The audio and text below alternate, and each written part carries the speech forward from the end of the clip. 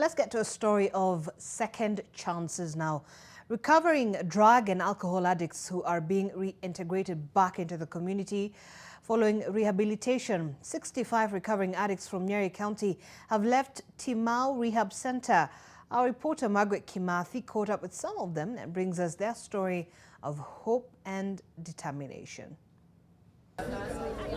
In these quiet villages 5 months ago, a situation loomed in households, troubled parents and siblings, struggling to take care of their kin-turned-alcohol and drug addicts.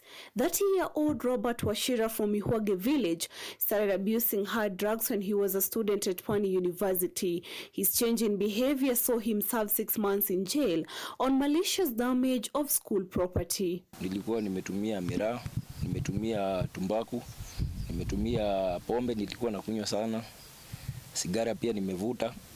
And around 2012 I was doing cocaine. Wachira says the journey he took to Timau upon the introduction to the rehabilitation program has been a blessing for him and his family. Akitumia hizo vitu zimuingie ndani kabisa, anaweza vuruga kila mtu hapa, hata kwa kijiji, anaweza kaharibu mali kwa nyumba, kwa shamba, amekuwa too violent. That was a rebirth. I'm feeling reborn. Na tangu niwe sober, nashukuru Mungu ya kwamba akili yangu inafanya kazi vizuri, naweza I'm responsible now.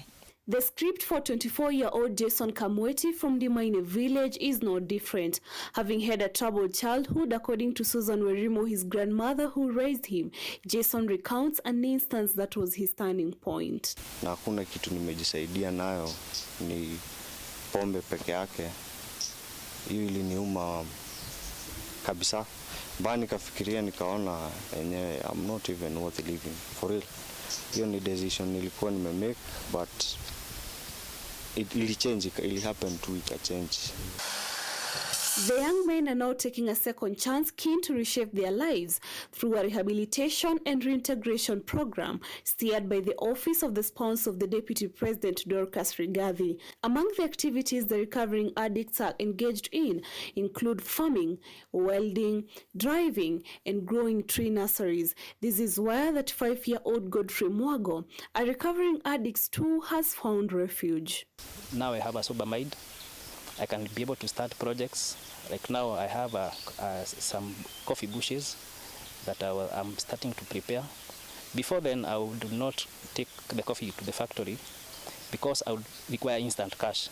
Hata kuna wakati nilikuwa namaliza wiki mbili sijamuona.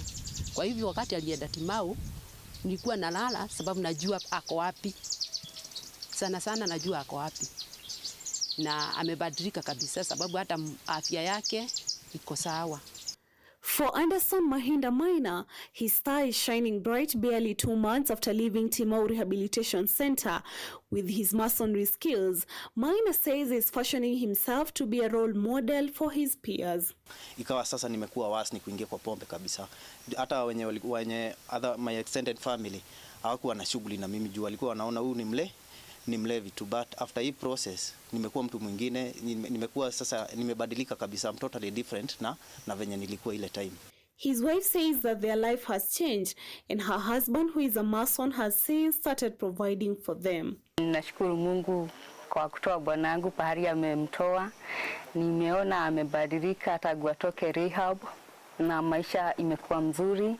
Community-based rehabilitation is an internationally accepted practice in rehabilitation that encourages the involvement of community in the rehabilitation process. For these 4 gentlemen, life has taken a 360-degree turn, with Robert enrolling afresh in campus and his counterparts engage in other activities to keep them from sliding back into the dark phase.